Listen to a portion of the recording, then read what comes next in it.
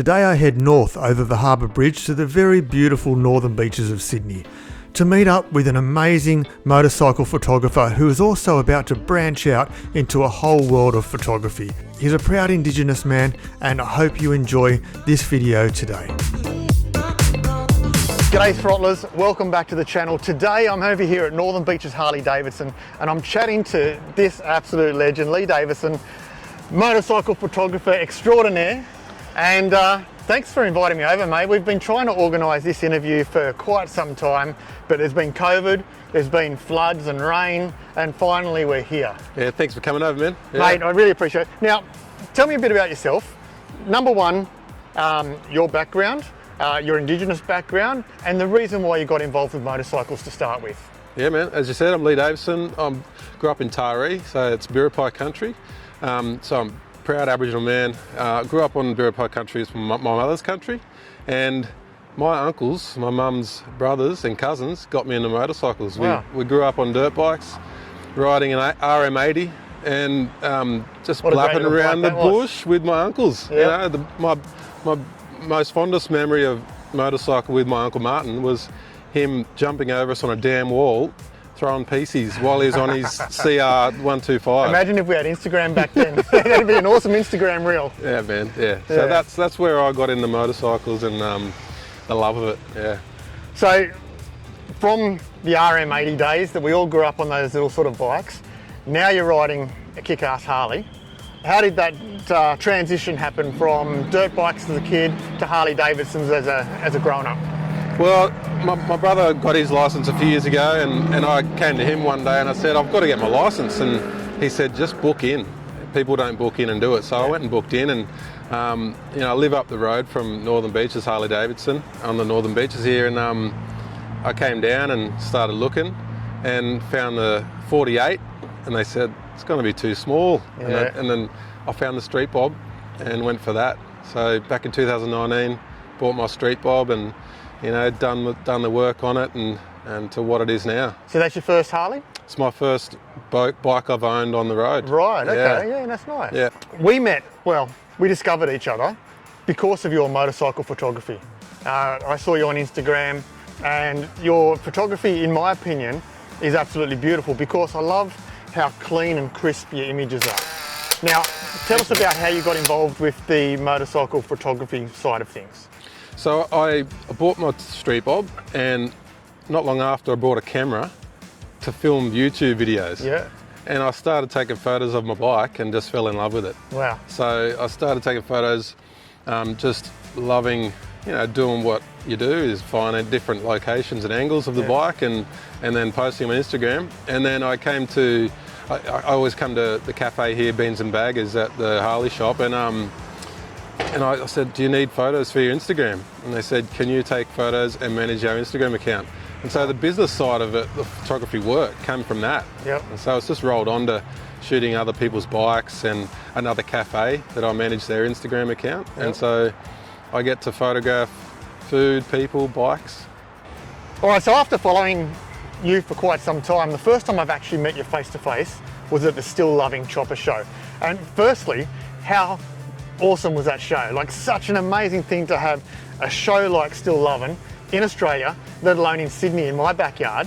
But some of the photos you got from that were absolutely epic. How did you like the show? Oh man, what a show. Yeah. It was just, I didn't know what to expect, you know. I turned up and everyone's having a good time. The bikes were beautiful, and that's what I really got out of it. I really got the appreciation of the time and effort that the builders and owners put into their bikes. So I'd always liked choppers, but that day showed me really the love for choppers in Australia, and so I was happy to go over there and take photos for myself. But what we got out of that was you know, being contacted by Choppers magazine. The organiser Troy for Still Loving said, look, they're looking for photos. So I'm really excited that Choppers magazine has said we want to cover the Australian chopper scene, which is so awesome.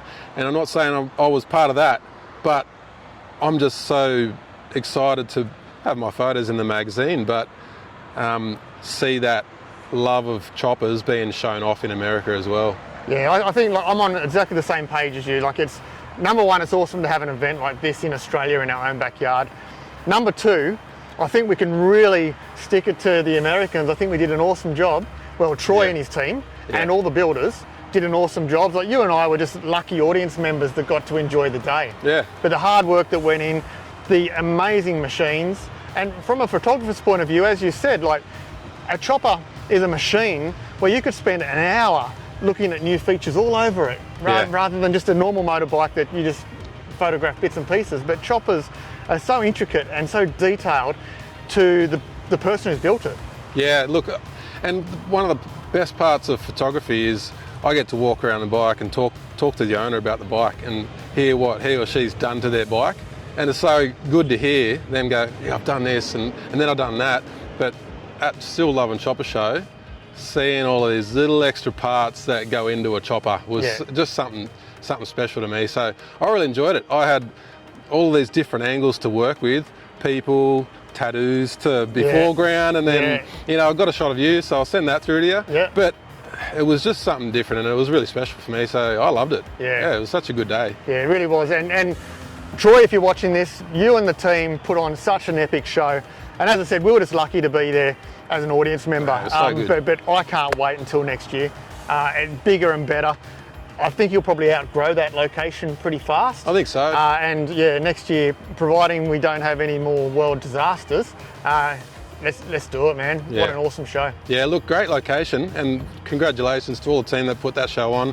One of the big positives I got out of it was that inclusiveness. Yeah. Everyone was just having a good time and joking, you know, having a go at me for taking photos, but I knew it was all in good, you know, good joke, and I just loved it. And there was a range of, there's kids there, there was grandparents there. It was such a huge demographical range to be admiring some amazing bikes. We're also here because you've just released a brand new website and a brand new business. So tell us a little bit about where you're heading with the business. So from the cafe and bikes, I haven't got bored with it. I just realised I want to shoot more people, and I love clothes and lifestyle and that sort of thing. So I want to shoot more people and branch out my photography into, you know, catering to fashion brands, clothing brands, and other businesses to showcase, you know, what they do, their clothing, their products, and their business. So I've released my website that has my portfolio on that, and it really showcases all the diverse, you know, photography that I'm sort of working on at the moment. Look, I really encourage you to go out and check Lee's website because his work is absolutely amazing. If you do want a photographer for anything, reach out and ask him questions. Just let us know what your website URL is. kmlensmedia.com.au. Beautiful. So you're also big on the socials as well. So tell us about your socials tags. Yeah, so my bike Instagram is at Kurimoto, and also have at KM Lens for other bike shoots that I do. But the business account is KM Lens Media. Nice. So that on that KM Lens Media, you'll find all that range that I'm shooting right now, from lifestyle to fashion, and still bikes and riders. All those links will be in the description below, so make sure you check it out. Get on and follow Lee and give him some support. Tell him you come from Throttle Down Under too. That's a good way to let him know where you're from. So by the time this video is released, your website's up and running. Yep. So how does someone come out and book your services, get in contact with you? Yeah, look, it's easy as just message me on Instagram. My phone number and email will be on the website, and I'll have all the booking details on the website as well. So I'm free to, you know, take a phone call, email, or message on Instagram. So just message me. We can, you know, book a time to shoot your bike, your clothing, your product, whatever it is. Awesome, mate. Lee, I really appreciate your time. Having you on the channel, it's always good to get another motorcycle enthusiast on here.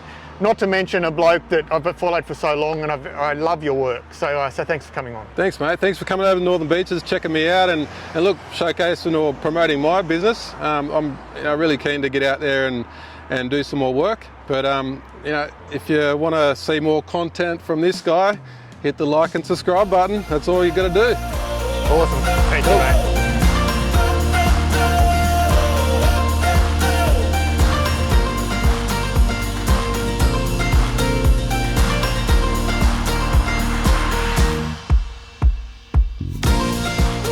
G'day throttlers, it's Chewy here from Channel Heart Chewy. Put the link over there somewhere, Rob. I'm all about motorbikes, music and photography. Come and check out my channel. Have a good time. Let's have a listen to the ZZR 600. Let's go. Woo! Sounds good. Oh yeah. Throttling down under.